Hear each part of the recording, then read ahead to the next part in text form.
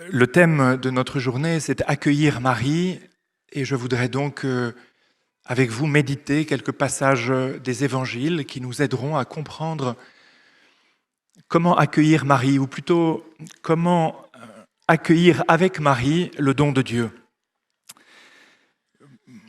Pour commencer, je voudrais simplement rappeler que nous sommes donc dans l'octave de la fête de l'Assomption.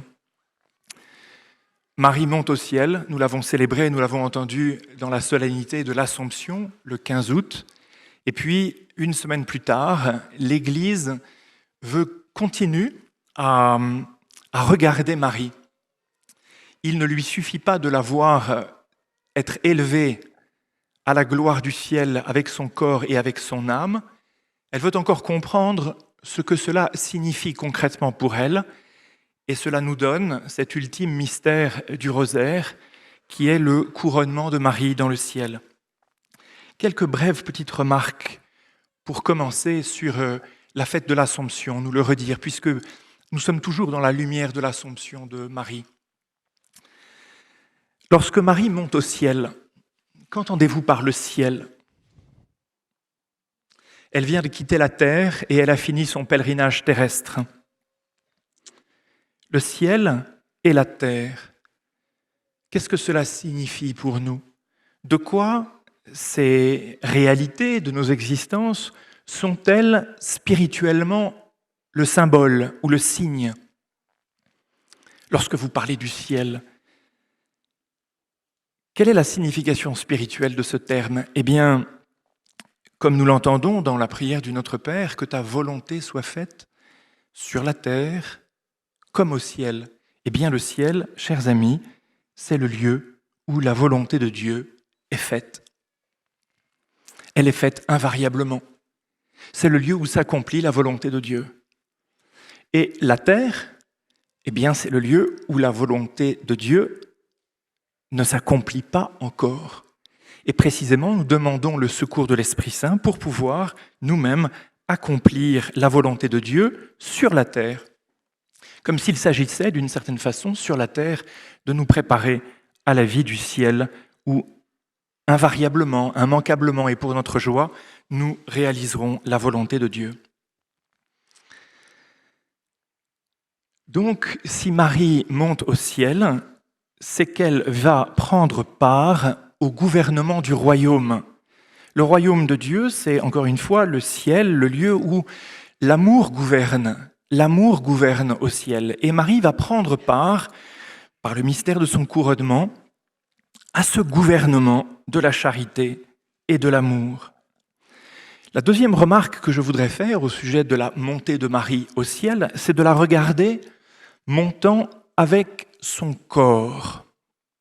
Car après tout, que l'âme de Marie soit parfaitement pure, purifiée et illuminée par la grâce de Dieu, on peut l'entendre.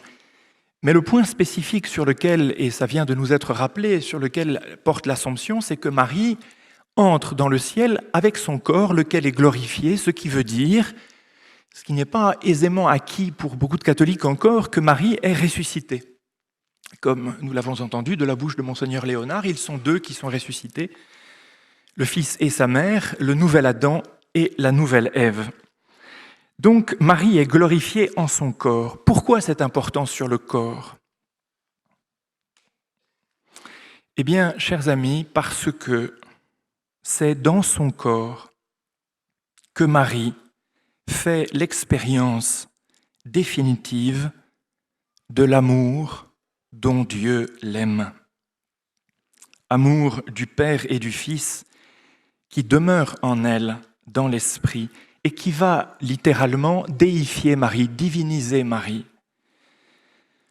Je voudrais vous inviter à considérer que chacun de nos corps et la beauté de notre corps, et si nous avons un corps, c'est parce que notre corps qui va ressusciter sera le lieu ultime de la connaissance. Le lieu ultime de la connaissance de la gloire, le lieu ultime de la connaissance de l'amour de Dieu. Nous savons tous déjà combien nous aimons sentir l'amour de ceux qui nous aiment lorsqu'ils nous prennent dans leurs bras. Mais s'ils nous prennent dans leurs bras, c'est parce que nous avons un corps. Et si Dieu veut que nous ayons un corps qui ressuscite, c'est parce que la résurrection de ce corps sera ni plus ni moins que l'expression parfaite de la connaissance, de l'amour dont Dieu nous aime.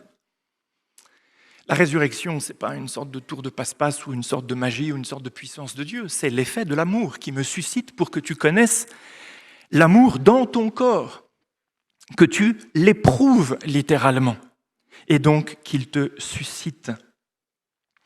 Donc, Marie est tout entière éternellement gouvernée par l'amour, car elle est entrée dans le ciel. Elle est tout entière illuminée par la grâce. Et nous pourrions dire d'une certaine façon, en conclusion de ce petit préambule sur l'Assomption et sur la royauté de Marie, eh bien que l'Assomption nous indique que la vie pour laquelle nous sommes faits est la vie qui vient. Contrairement à ce que nous dit ce monde qui nous parle, il n'y a pas rien dans la mort. Il y a la vie et il faut s'y préparer. Le fait de dire que la vie pour laquelle nous sommes faits est la vie qui vient ne réduit pas du tout la beauté et la signification de la vie présente que nous avons. C'est un reproche qui est souvent fait aux chrétiens en disant « oui, mais alors vous regardez la vie éternelle et puis finalement la vie temporelle, vous la déconsidérez ». Mais pas du tout. La vie temporelle, c'est précisément le lieu, le chemin au cours duquel nous nous préparons et nous réalisons en nous, nous formons en nous. Nous nous disposons intérieurement à croître et à grandir précisément pour pouvoir accueillir le don de Dieu. Alors ça m'amène à une deuxième petite remarque, toujours dans ce sorte de préambule, c'est de regarder la société dans laquelle nous sommes. Nous ne sommes pas chrétiens pour nous-mêmes, nous sommes chrétiens pour les autres. Parce qu'à travers notre foi, quelque chose de la lumière de Dieu passe et rejoint ce monde qui a tant besoin de la lumière de Dieu. Regardons notre société, ou pourrions dire même toute notre humanité, qui semble toute immergée dans une épouvantable solitude. Solitude de l'homme qui se pense seul, qui ne sait plus que Dieu est là, que Dieu l'appelle, que Dieu l'a appelé, que Dieu l'a créé, que Dieu a un projet sur lui. La grande tentation que connaît notre humanité aujourd'hui, c'est d'interpréter le sens de la vie à l'aune de ce que nous voyons, du visible. C'est de tenir pour négligeable ce que nous ne voyons pas de nous, notre vie intérieure. Pourrions penser, le monde pense qu'elle ne pèse pas très lourd, cette vie. Pourquoi ? Parce que je ne la vois pas, je ne la mesure pas, je ne la calcule pas.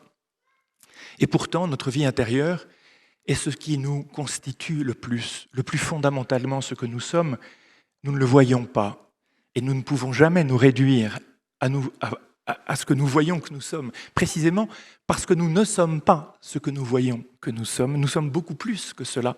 Nous cachons en nous une vie, une immensité, vraiment un univers intérieur qui nous anime. Et donc, si vous voulez, l'Occident, notre société est comme prisonnière d'une spirale de possession de la vie. Et nous perdons de vue le fait que la vie est d'abord quelque chose que l'on reçoit. La vie est toujours quelque chose que l'on reçoit. À ce stade, je peux vous dire, et je vous invite à méditer ce fait que la vie n'est jamais quelque chose que l'on possède. Mais c'est toujours quelque chose que l'on reçoit. On ne peut que recevoir la vie, on ne peut pas la posséder. La vie ne se possède pas comme on possède une maison, une voiture, une montre ou que sais-je. La vie ne peut être que donnée. Et ça tombe bien parce que le Seigneur nous a dit « Sois sans crainte, petit troupeau, votre Père s'est complu à vous donner le royaume. » Autrement dit, la grande œuvre de notre chemin terrestre, c'est de nous préparer à recevoir ce que Dieu veut nous donner.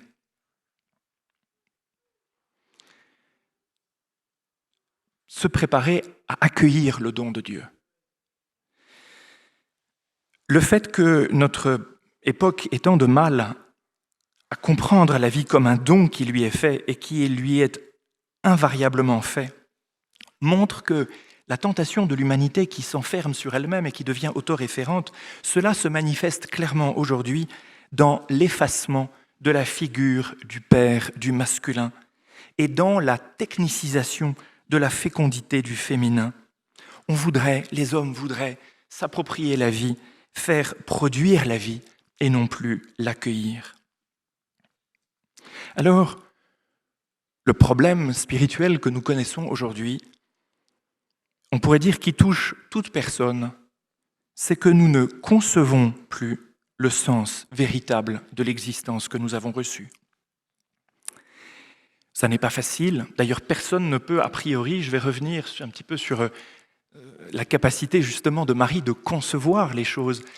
Mais quel est vraiment notre défi? Quelle est vraiment notre épreuve? Quel est vraiment notre combat à chacun? Mais, chers amis, c'est de concevoir le sens authentique de notre existence. Nous avons reçu cette vie, nous n'avons rien demandé.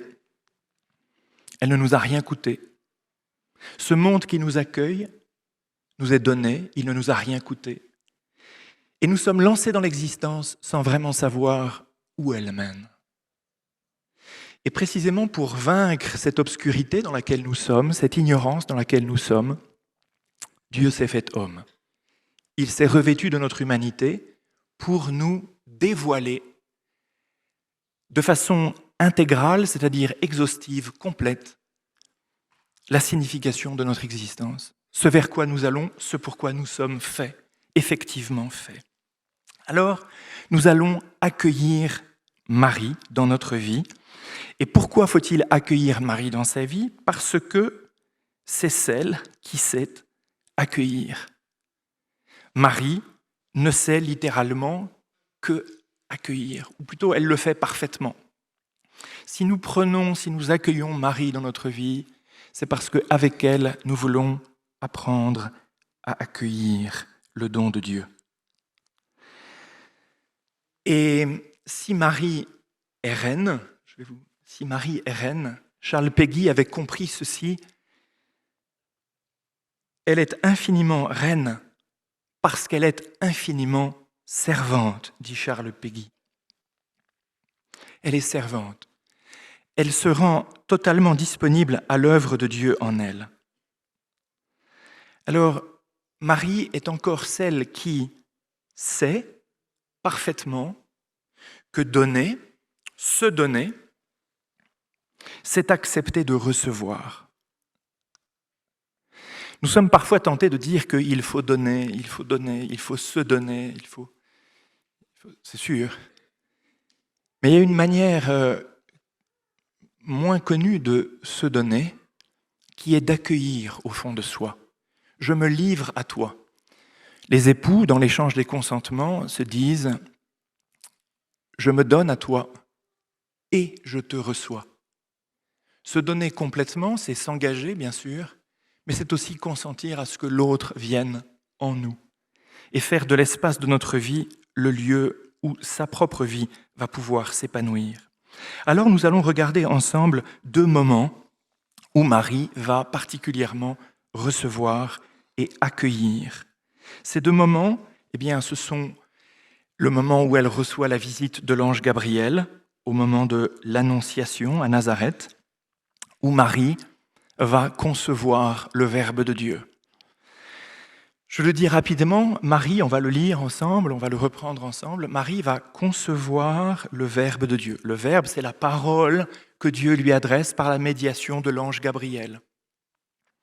Le monde angélique est la dimension de la création par laquelle les réalités de la vie spirituelle nous sont communiquées. Dieu fait participer tous les membres, toutes ces créatures à son œuvre.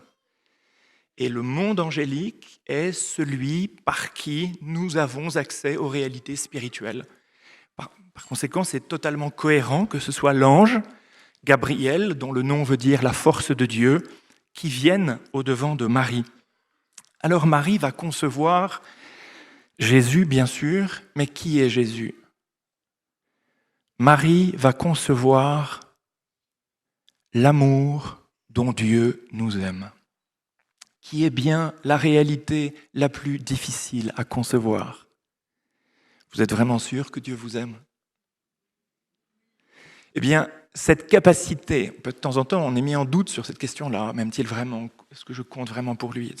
Eh bien, Marie va concevoir de façon immaculée, c'est-à-dire sans aucune erreur, la vérité de l'amour dont Dieu nous aime. Cet amour s'appelle Jésus et la vie de Jésus va déployer parfaitement l'amour dont Dieu nous aime jusqu'au bout, allant jusqu'à venir reformer en nous un cœur capable de se tourner vers le Père et de dire « Abba, Père ». Donc c'est le premier passage que nous allons voir, l'Annonciation, et nous allons le relier à la Visitation. Puis le deuxième moment, ce sera la parole que Jésus adresse à sa mère, que Marie va accueillir dans son cœur au moment des noces de Cana. Lorsque Marie va dire à Jésus « Ils n'ont plus de vin », Jésus va lui répondre une parole qui va avoir un effet extrêmement important dans son cœur et qui est encore extrêmement importante aujourd'hui. Le fait d'accueillir au fond de soi suppose que nous consentions à nous laisser bouleverser, c'est-à-dire à voir nos représentations changer. Nous n'avons pas fini de concevoir correctement les choses. Voilà. Marie, oui, a fini de concevoir correctement les choses. Elle l'a parfaitement conçu, mais nous, non. Aucun de nous ne peut aujourd'hui avoir la prétention de dire que ça y est, j'ai tout compris, j'ai tout conçu. Je n'ai pas encore conçu, je commence à concevoir. Et chaque jour, je peux concevoir de manière nouvelle les choses de façon plus profonde. C'est-à-dire que nous devons encore nous ouvrir au pouvoir de Dieu. Vous savez que la grande résistance de l'esprit de l'homme, et on voit ça dans notre société aujourd'hui, c'est que nous voyons que l'humanité est tellement sûre d'elle-même et confiante en elle-même et poussée à penser qu'elle va maîtriser la vie, qu'elle finit par refuser que Dieu puisse réaliser ce que lui seul peut faire et que nous ne pouvons pas faire. Typiquement la résurrection. La résurrection, mais c'est l'œuvre de Dieu, mais ce n'est pas l'œuvre de l'homme. Et au motif que l'être humain, lui, ne peut pas ressusciter les hommes, alors on estime que Dieu ne peut pas le faire. Et donc, accueillir en soi, c'est accueillir le possible de Dieu. Tout est possible à Dieu, dira l'ange à Marie. Vous voyez, où sont nos barrières d'impossibilité ? Avons-nous encore laissé à Dieu des barrières d'impossibilité ? Peut-il faire sauter ces barrières ? Seigneur, toi seul peux. Et il y a quelque chose qui est redoutable, c'est que la raison humaine, qui doit s'ouvrir à la raison divine et à la puissance de l'amour, eh bien, a besoin d'être travaillée, de s'ouvrir et de faire tomber ces résistances si fortes qui sont là. Parce qu'aujourd'hui, dans notre société a conçu collectivement l'impossibilité de la chose qu'est la résurrection. Vous y croyez, tant mieux pour vous, vous dirait-on, mais si ça vous fait plaisir, c'est juste pas possible, vous voyez. Si, justement, c'est possible. Pourquoi ? Parce que ce n'est pas l'homme qui le fait, c'est Dieu qui le fait. Voyez. Entrons alors, si vous le voulez bien, dans ce passage de l'Annonciation. Je souhaitais lire avec vous et méditer avec vous le passage de l'Annonciation, qui n'est en fait pas exclusivement le passage de l'Annonciation. J'intitulerai cette petite séquence « Du Fiat au Magnificat ». Lorsque nous lisons l'Évangile selon saint Luc, au chapitre 1, à partir du verset 26, nous entrons dans le récit de l'Annonciation. La liturgie de l'Église nous fait lire très régulièrement, au cours des solennités et des fêtes, l'Annonciation, et puis en une autre occasion, au moment de la Visitation, l'Évangile de la Visitation. Et encore, dimanche dernier, pour la solennité de l'Assomption, c'était l'Évangile de la Visitation. Il est bon que nous ayons des occasions comme celle-ci de pouvoir prendre le temps plus longuement et de méditer plus longuement que sur le temps d'une homélie, le passage de l'Évangile. Parce que lorsque saint Luc va écrire son Évangile, il n'a pas l'intention d'écrire chapitre 1, l'Annonciation, et puis chapitre 2, la Visitation. Il n'écrit qu'une seule histoire. Ce qu'il faut que vous ayez bien en tête, c'est que l'Annonciation et la Visitation forment un tout. C'est un bloc. Et nous voyons de façon dans la composition littéraire que c'est un bloc. À quoi le voyons-nous ? Nous le voyons à ce que Gabriel va évoquer à Marie Élisabeth, ce qui forme un commencement. Et puis à l'autre bout de l'histoire, nous avons Élisabeth qui elle-même, assez mystérieusement, va faire référence à ce qui a été dit à Marie, naturellement, par l'ange Gabriel. Bienheureuse celle qui a cru aux paroles qui lui furent dites de la part du Seigneur. Autrement dit, saint Luc enchâsse littéralement son récit entre ces deux événements, entre ces deux moments. Mais pour lui, ça n'en fait qu'un. Pourquoi ? Parce que ce qu'il veut nous dire, c'est que l'intention originelle de Dieu, cette petite séquence de l'annonciation et de la visitation, est un résumé de l'existence humaine. Tout est dit dans le commencement. Ensuite, tout va se déployer. Mais tout se dit dès le début. Nous avons tout.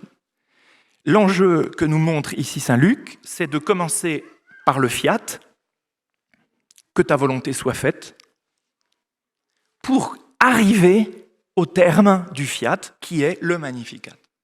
Le but de l'histoire, le but, la fin, la finalité, c'est le Magnificat. Dire oui au Seigneur, ce n'est pas une finalité en soi. Je vais lui dire oui pour pouvoir vivre quelque chose d'autre, en vue de quelque chose d'autre. Donc il y a une condition de possibilité du Magnificat qui s'appelle le fiat.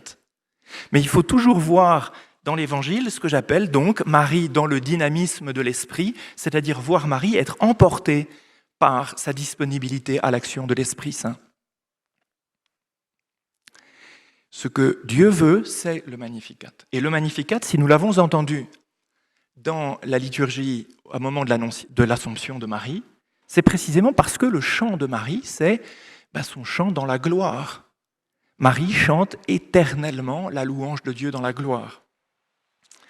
Et quand elle le fait, elle va le faire, son Magnificat, parce que, et c'est ça qui est si beau dans la visitation, c'est qu'elle voit, elle entend Élisabeth lui attester que Dieu est à l'œuvre en elle. Comprenez bien cette effusion de joie dans le cœur de Marie à cet instant, qui va alors prononcer le chant que toute mère en Israël chantait lorsqu'elle allait donner la vie. Elle entend de sa cousine Élisabeth que Dieu est à l'œuvre en elle. Je voudrais vous inviter à comprendre ou à vivre vous-même cette expérience de joie si profonde qui consiste à découvrir que Dieu est à l'œuvre en vous. Quand nous aurons tous accédé à la conscience que Dieu est à l'œuvre en nous, et que nous le verrons, parce que d'autres nous le diront, alors ça produira en nous quelque chose d'étonnant, d'inouï, une joie qui vient du ciel, tout simplement. Je répète que Marie entend de sa cousine Élisabeth que Dieu est à l'œuvre en elle. Nous sommes faits pour que Dieu agisse à travers nous, et il y a en nous une sorte de résistance mentale peut-être à cette possibilité-là, justement, qu'il faut vaincre. Si Dieu nous a appelés, c'est pour être lui-même actif en nous, vivant en nous. Je lis avec vous ce long passage, c'est la totalité du récit. Le 6e mois, l'ange Gabriel fut envoyé par Dieu dans une ville de Galilée du nom de Nazareth, à une vierge fiancée à un homme du nom de Joseph, de la maison de David, et le nom de la vierge était Marie. Il entra et lui dit : « Réjouis-toi, comblée de grâce, le Seigneur est avec toi. » À cette parole, elle fut toute troublée et elle se demandait ce que signifiait cette salutation. L'ange lui dit : « Sois sans crainte, Marie, car tu es trouvée grâce auprès de Dieu. Voici que tu concevras dans ton sein et enfanteras un fils, tu l'appelleras du nom de Jésus. Il sera grand et sera appelé Fils du Très-Haut. Le Seigneur Dieu lui donnera le trône de David, son père. Il régnera sur la maison de Jacob pour les siècles, et son règne n'aura pas de fin. » Marie dit à l'ange : « Comment cela sera-t-il, puisque je ne connais pas d'homme ? L'ange lui répondit, l'Esprit Saint viendra sur toi, et la puissance du Très-Haut te prendra sous son ombre. C'est pourquoi l'être saint qui naîtra sera appelé Fils de Dieu. Et voici qu'Élisabeth, ta parente, vient elle aussi de concevoir un fils dans sa vieillesse, et elle en est à son 6e mois, elle qu'on appelait la stérile, car rien n'est impossible à Dieu. Marie dit alors, « Je suis la servante du Seigneur, qu'il m'advienne selon ta parole. » Et l'ange la quitta. En ces jours-là, Marie se rendit en hâte vers la région montagneuse dans une ville de Juda. Elle entra chez Zacharie et salua Élisabeth.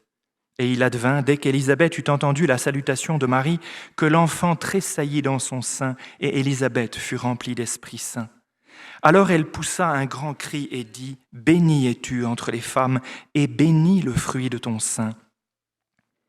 Comment m'est-il donné que vienne à moi la mère de mon Seigneur ? Car vois-tu, dès l'instant où ta salutation a frappé mes oreilles, l'enfant a tressailli d'allégresse en mon sein. Oui, bienheureuse celle qui a cru en l'accomplissement de ce qui lui a été dit de la part du Seigneur. » Marie dit alors, « Mon âme exalte le Seigneur, et mon esprit tressaille de joie en Dieu mon Sauveur, parce qu'il a jeté les yeux sur l'abaissement de sa servante. Oui, désormais, toutes les générations me diront bienheureuse, car le Puissant a fait pour moi de grandes choses. Saint est son nom, et sa miséricorde s'étend d'âge en âge sur ceux qui le craignent. Il a déployé la force de son bras, il a dispersé les hommes au cœur superbe, il a renversé les potentats de leur trône et élevé les humbles. Il a comblé de biens les affamés et renvoyé les riches les mains vides. Il est venu en aide à Israël son serviteur, se souvenant de sa miséricorde, selon qu'il l'avait annoncé à nos pères en faveur d'Abraham et de sa postérité à jamais. » Marie demeura avec elle environ 3 mois, puis elle s'en retourna chez elle. Quant à Élisabeth, le temps fut accompli où elle devait enfanter. Elle mit au monde un fils. Ses voisins et ses proches apprirent que le Seigneur avait fait éclater sa miséricorde à son égard, et ils s'en réjouissaient avec elle. Regardons Marie qui accueille la présence de l'ange. Regardons sa réaction à ce que l'ange Gabriel lui dit. « Réjouis-toi, comblée de grâce. » L'Évangile nous dit qu'il vient au-devant d'une vierge dont le nom était Marie. Saint Luc nous dit qu'elle s'appelle Marie, mais quand Gabriel vient, il ne l'appelle pas Marie. Il l'appelle « Réjouis-toi, comblée de grâce ». C'est-à-dire qu'il va dévoiler à Marie son identité la plus profonde pour Dieu. Marie est dévoilée à elle-même dans la parole de l'ange Gabriel. Et voilà pourquoi elle est étonnée, parce qu'elle ne se connaît pas comme ça. Comblée de grâce, il y a qu'elle qui est comblée de grâce de cette façon-là. Donc c'est une réalité qu'elle ne peut pas découvrir. À strictement parler, le saint est celui qui s'ignore dans sa sainteté. Ce n'est pas quelque chose qu'on voit, c'est quelque chose que les autres peuvent voir, mais ce n'est pas quelque chose sur lequel on peut faire retour sur soi-même. Alors, saint Luc nous dit, elle se demandait ce que signifiait cette salutation. Marie engage son intelligence pour comprendre. Marie va engager tout son être pour comprendre ce qui se passe à ce moment-là. Elle engage ici son intérêt. Elle se demandait ce que signifiait. Qu'est-ce que ça veut dire qu'elle cherche. Elle veut comprendre avec ses petits moyens à elle. Et l'ange Gabriel va donc l'aider à comprendre ce que cette salutation veut dire. Et le dialogue continue. L'ange lui dit « Sois sans crainte, Marie, tu as trouvé grâce auprès de Dieu. Tu es dans la grâce de Dieu. Voici que tu concevras dans ton sein et tu enfanteras un fils. Tu l'appelleras du nom de Jésus. » Marie, on lui dévoile donc, elle entre donc dans l'annonce de sa conception.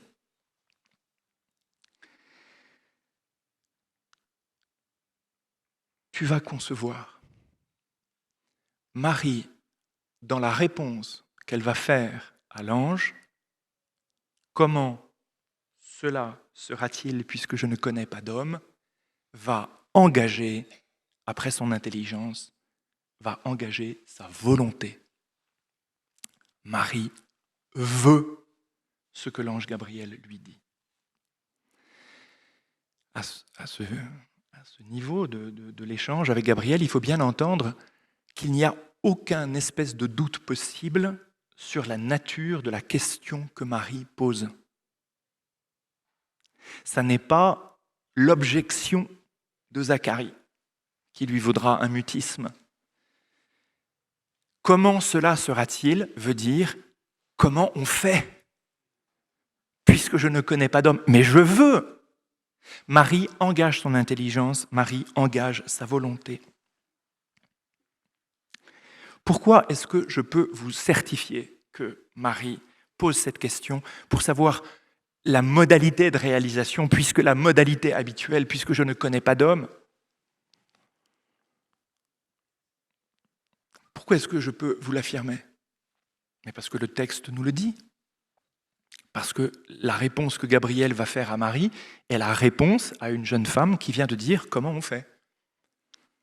Et l'ange va répondre, la modalité, va dévoiler la modalité. L'Esprit Saint viendra sur toi. Puisque tu me le demandes, l'Esprit Saint viendra sur toi. Si Marie avait dit, c'est juste pas possible, l'ange n'aurait pas dit, l'Esprit Saint viendra sur toi. Mais le fait que l'ange lui dise, l'Esprit Saint viendra sur toi, est la réponse évidente au fait que Marie se rend disponible pour comment on fait. Donc elle se laisse entraîner et elle accueille cette volonté. Donc c'est un comment de consentement. Ce n'est pas un comment d'objection. Et non seulement on lui dit que l'Esprit Saint viendra sur elle, mais on lui annonce que sa cousine Élisabeth est enceinte. C'est un signe qui lui est donné. C'est un signe. La question de l'impossible qui vient derrière, rien n'est impossible à Dieu, ne porte probablement pas tant sur la conception d'Élisabeth dans sa vieillesse, toute chose que Marie, parfaitement formée aux Écritures, sait très bien. La stérilité est peut-être levée et Dieu en est le maître, mais que toi, tu conçoives, rien n'est impossible à Dieu. Donc cette parole s'adresse à Marie pour fortifier son cœur. Marie va donc, après avoir engagé son intelligence et sa volonté, va s'engager de tout son corps en disant « Je suis la servante du Seigneur, qu'il m'advienne selon ta parole. » Marie va concevoir la parole de l'ange Gabriel. Elle va d'abord concevoir une parole. Cette parole va investir tout son corps et donc va saisir la puissance de fécondité de cette jeune fille. Elle va devenir mère. Ce qui m'amène à vous dire ceci et vous inviter à méditer ceci, c'est que l'enfant qu'elle conçoit est le fruit d'une parole. Cette humanité, Jésus, qui prend notre humanité, nous est révélé ici comme le fruit d'une parole. Mes chers amis, ce qu'est tout homme est d'abord une parole de Dieu. L'homme est d'abord un verbe de Dieu. Il est d'abord un être en qui Dieu parle. Il est d'abord prononcé par Dieu. Et vous êtes tous un verbe de Dieu. Nous sommes tous une parole vivante de Dieu. Nous ne voyons plus, nous n'écoutons plus cette parole. Il y a une sorte de surdité qui nous est venue, qui fait que nous ne voyons pas que Dieu nous prononce. Et donc nous avons l'impression que nous sommes ce que nous voyons que nous sommes, simplement cette biologie qui nous façonne. Mais beaucoup plus que notre biologie. Nous sommes d'abord un dire de Dieu. Nous sommes prononcés par Dieu. C'est vrai de Jésus, ça nous est dit de Jésus. Il est le Verbe fait chair. Mais toute chair, d'une certaine façon, est verbe. Toute chair est verbe. Toute chair doit parler. Toute chair est née en ce monde pour dire la gloire de Dieu. Et c'est ça que Dieu veut faire à travers chacune de ses créatures. Dernière petite remarque. Marie, nous le savons, est pleine de grâce. Marie va concevoir, non pas en dépit de sa virginité. La question aujourd'hui est assez prégnante, vous savez, la question, mais comment c'est possible? Nous, on sait comment on fait les bébés, donc on sait très bien que ce n'est pas possible de faire des bébés comme ça. Donc, vous y croyez encore, vous, à l'Immaculée, à la conception virginale de Jésus, etc. Croyez-y si vous voulez. Mais c'est difficile aujourd'hui d'entendre. Marie est Immaculée Conception. Elle va concevoir de façon immaculée. Elle va concevoir parce qu'elle est immaculée, immaculée voulant dire vierge de tout péché. Son nom, c'est la Vierge, c'est sa virginité, c'est l'être virginal. Elle conçoit parce qu'elle est vierge, pas en dépit de sa virginité que nous pensons toujours comme une virginité sexuelle, si vous voulez. Bien sûr qu'il y a une virginité sexuelle de Marie, mais ce qui compte d'abord, c'est son être virginal. C'est la virginité qui conçoit. Et la virginité, c'est donc l'absence d'obstacle à comprendre ce que tu me dis. Je conçois correctement ce que tu me dis. Je peux donc concevoir correctement parce que mon esprit est vierge de toute erreur, de tout obstacle, de toute pensée, de toute orientation, de toute impossibilité, etc. En fait, il faut déjà beaucoup demander à l'Esprit Saint de virginiser notre cœur et notre esprit pour que nous puissions concevoir correctement ce qu'il veut nous donner. Marie va donc faire cette réponse et s'engager et se mettre en route. Elle va se mettre en route, elle est servante, elle se déclare servante du Seigneur. Simplement, observons cette chose, elle va se redire dans son Magnificat servante. Il a baissé les yeux, il a regardé l'abaissement de sa servante. Ce qui est très beau, c'est que Élisabeth va attester à Marie qu'elle a conçu. Comment ai-je ce bonheur de voir la mère de mon Seigneur venir vers moi ? Mais Marie entend qu'elle est mère. Tout à l'heure, elle a entendu de Gabriel qu'elle était comblée de grâce. Maintenant, elle entend d'Élisabeth qu'elle est mère. Ça veut dire qu'elle a conçu. Question qui est assez belle à méditer, c'est quand est-ce qu'elle a conçu ? Il y a un moment où on sait qu'elle entend la parole, elle conçoit la parole, et quand elle est devant Élisabeth, on lui dit qu'elle a conçu ce fils. Il est là.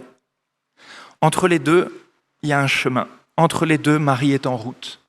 Elle va concevoir littéralement en route. C'est parce qu'elle s'engage qu'elle conçoit. Cette conception suppose son engagement. Vous voyez, c'est-à-dire que Marie n'est pas du tout statique, elle n'est pas du tout passive. Elle comprend que l'ange lui dit « tu vas concevoir le Fils, le Verbe, celui qui vient, le serviteur des serviteurs ». Eh bien, ce serviteur qu'elle conçoit, la preuve qu'elle conçoit le serviteur, c'est qu'elle devient servante.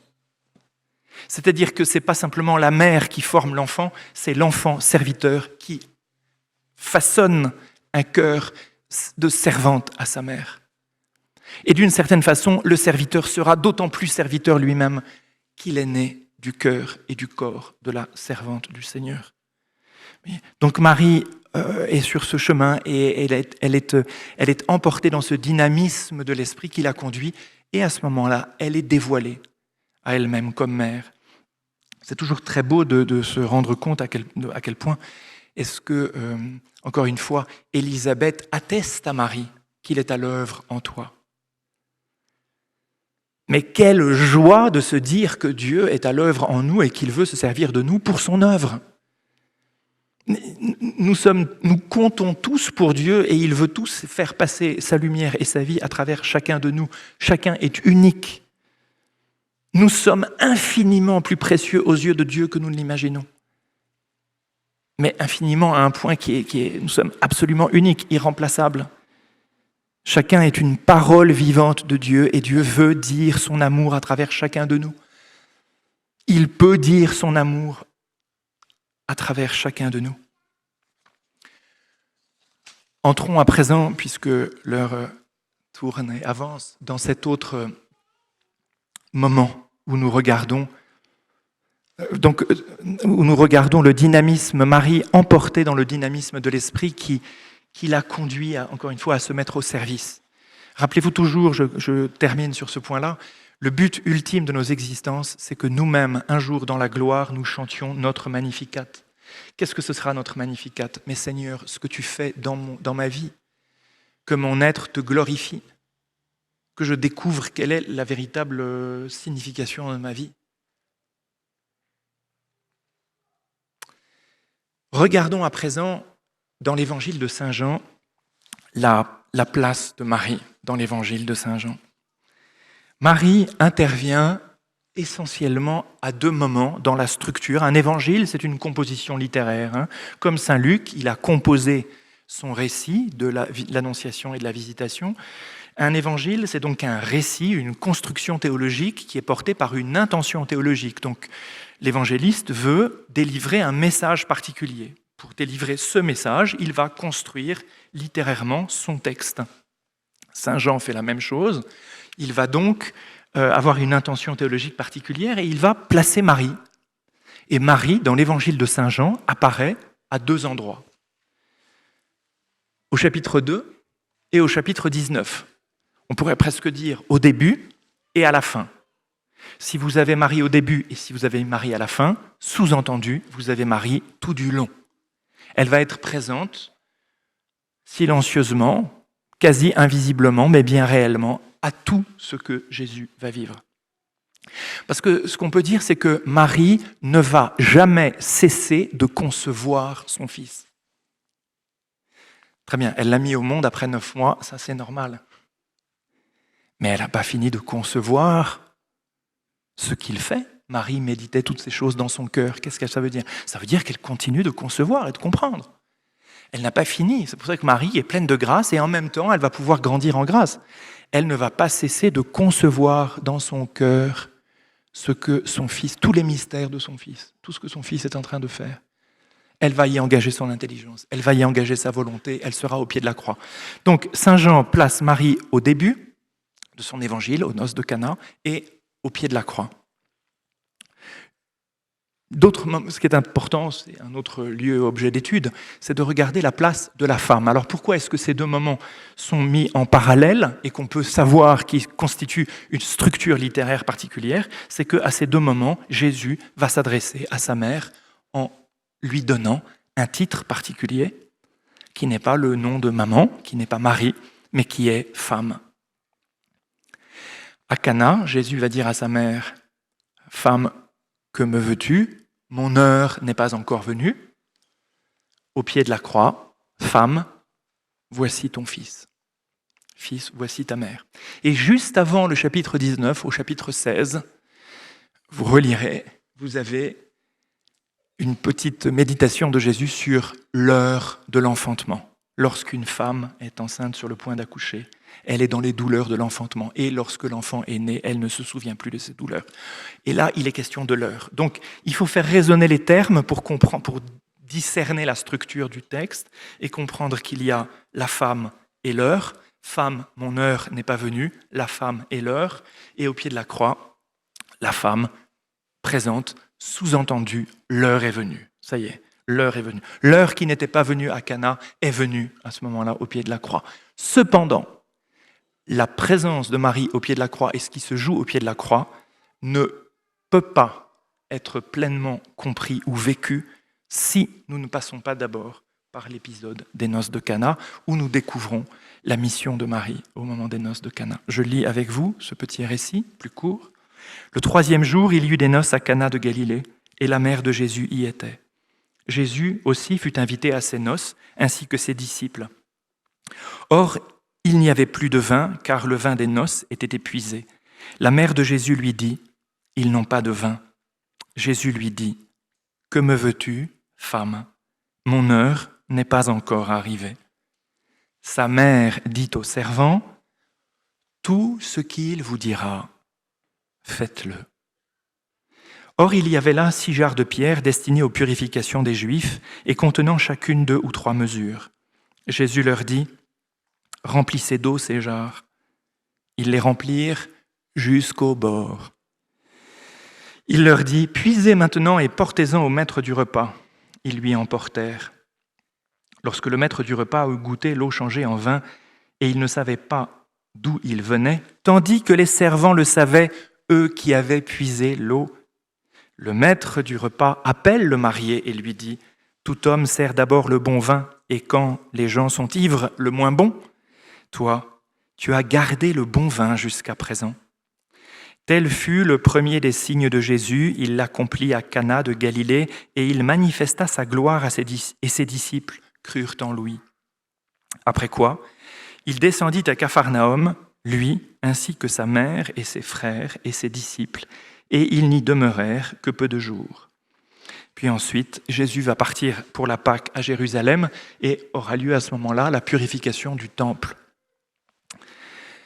Là encore, il y a une unité entre les deux, Cana et la purification du temple, mais centrons-nous sur les noces de Cana.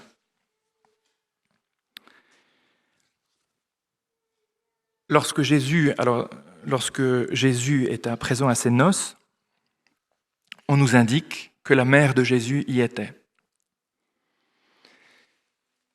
Symboliquement, des noces, elles vont durer un certain temps, il faut une certaine réserve de vin. Symboliquement, les pères de l'Église vont nous dire, vous voyez, c'est le signe que l'humanité ne parvient pas à entrer jusqu'au bout dans la joie de l'alliance. À un moment donné, ça s'arrête. On ne peut pas aller jusqu'au bout de la fête.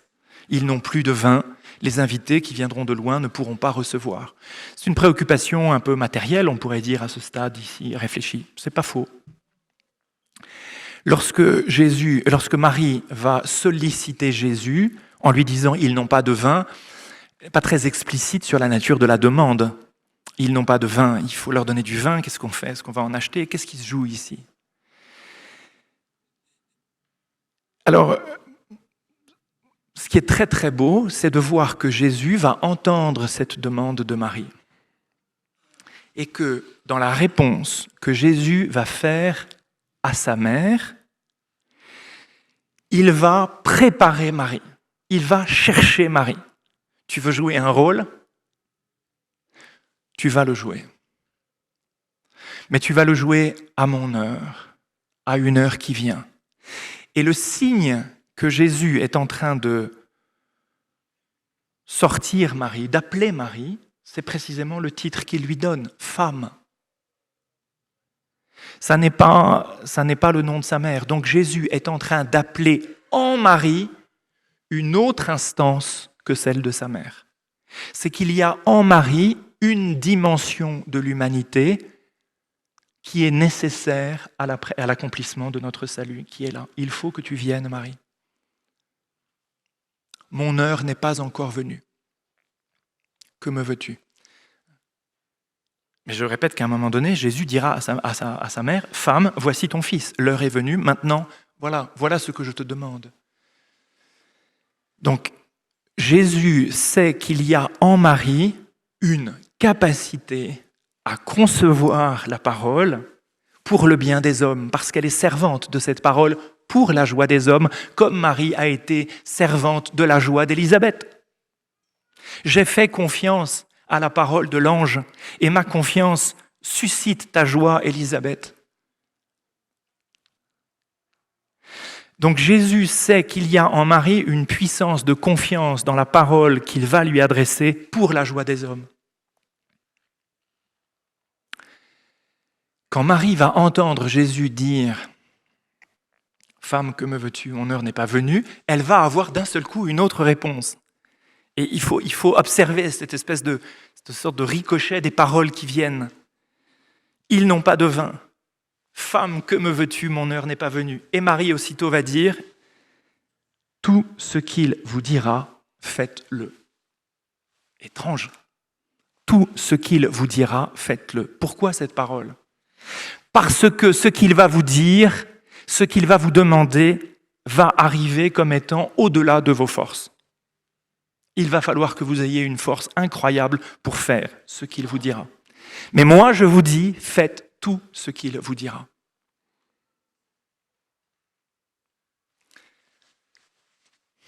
Qu'est-ce qu'il va leur demander?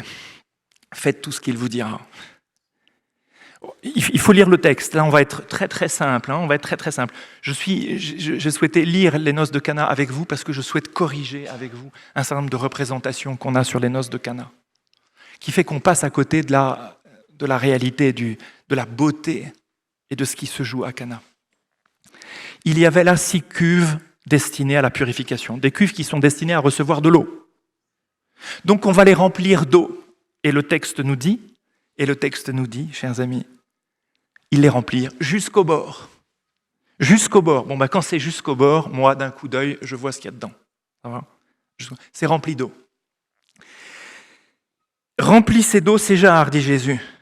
Ils les remplirent jusqu'au bord. Verset 8. Il leur dit, puisez maintenant et portez-en au maître du repas.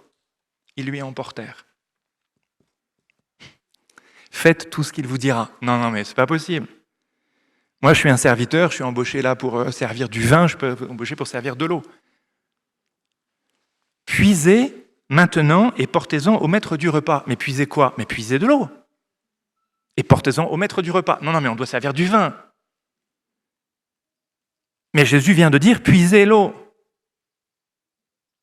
Et la preuve que je ne me trompe pas dans ce que je vous dis, c'est que le texte après va le confirmer comme s'il y avait un doute léger.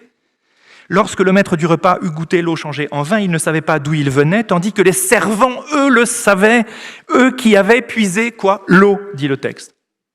L'eau. Ils ont puisé de l'eau, les gars. Et le maître a bu du vin. Quand quelqu'un vous dit « va prendre de l'eau et va servir le vin », je vous assure que vous ne le faites pas. Et moi non plus. Sauf si quelqu'un m'a dit tout ce qu'il vous dira, faites-le. Le miracle des noces de Cana n'est pas un coup de baguette magique sur des cuves dont on va voir que c'est du vin. Parce que si c'est du vin qui est dans la cuve, c'est pas difficile, je prends le vin, je vais servir le vin. Ça ne me coûte rien. Mais prendre de l'eau et le servir pour que le maître boive du vin, ça va me coûter. Ça va me coûter quoi? Mais ça va me coûter la confiance. Ça veut dire quoi? Tout ce qu'il vous dira, faites-le. Mais faites-lui confiance. Faites-lui confiance, dit Marie. Et vous voyez bien que pour tenir au pied de la croix, quand quelqu'un va mourir en disant « il est en train de passer la mort pour vous donner la vie », non, il va juste aller au tombeau derrière, c'est tout, c'est fini là. Faites-lui confiance. Il faut ici, à Cana, que la parole de Marie vienne féconder le cœur des serviteurs pour qu'ils puissent faire ce qui est impossible à la raison humaine. Et le miracle de Cana ne s'opère pas parce qu'on a vu qu'il y avait du vin dans les cuves. Le miracle s'opère tandis que les serviteurs sont en train de servir de l'eau. Et ça va donner du vin que l'autre va boire. Il est là le miracle. Il est dans la confiance qui opère. Il est dans le service. Le miracle se réalise à la condition de l'engagement des serviteurs. Vous voyez cette question, ce point est absolument décisif ici. Souvent, nous disons, et puis ce sera peut-être mon mot de conclusion, nous disons souvent, Seigneur, montre-moi, et puis je te dirai si je viens. Et le Seigneur nous dit, viens, et tu verras. C'est le renversement complet des choses. Tu ne peux pas voir si tu ne viens pas. Tu vas concevoir en chemin. Les choses vont se réaliser en chemin. On peut presque dire que l'irruption de la puissance de l'Esprit dans nos vies survient parce que nous avons mis la main. Ma pauvre petite main est partie, mais derrière, c'est la main de l'Esprit qui a pris le relais. Moi, je n'ai fait qu'apporter ma petite présence et l'Esprit Saint est venu derrière. Et il a agi, et il s'est donné, et il a transformé. Donc, l'intention divine de voir le marié, le maître du repas, boire du vin, s'est accompli moyennant l'engagement des serviteurs, lesquels serviteurs ont été obéissants à la parole de Jésus, laquelle obéissance des serviteurs vient de la parole de Marie. Faites tout ce qu'il vous dira. Imaginez la même scène, relisez la même scène des noces de Cana sans la phrase de Marie, tout ce qu'il vous dira, faites-le. Et vous verrez que ça ne marche pas. Parce qu'ils vont le faire parce que les serviteurs qui avaient puisé de l'eau avaient entendu Marie dire aux serviteurs, tout ce qu'il vous dira, faites-le. Donc vous voyez que accueillir, Marie est celle qui sait parfaitement accueillir avec confiance, parce qu'elle se sait débordée de toutes parts, et nous-mêmes, nous sommes débordés de toutes parts.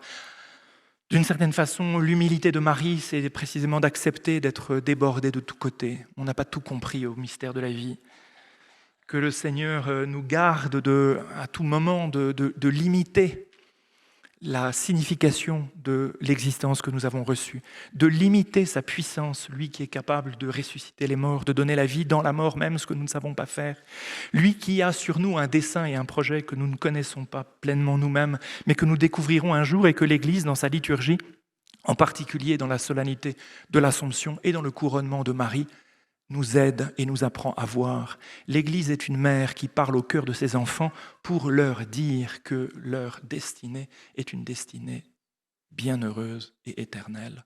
Je vous remercie.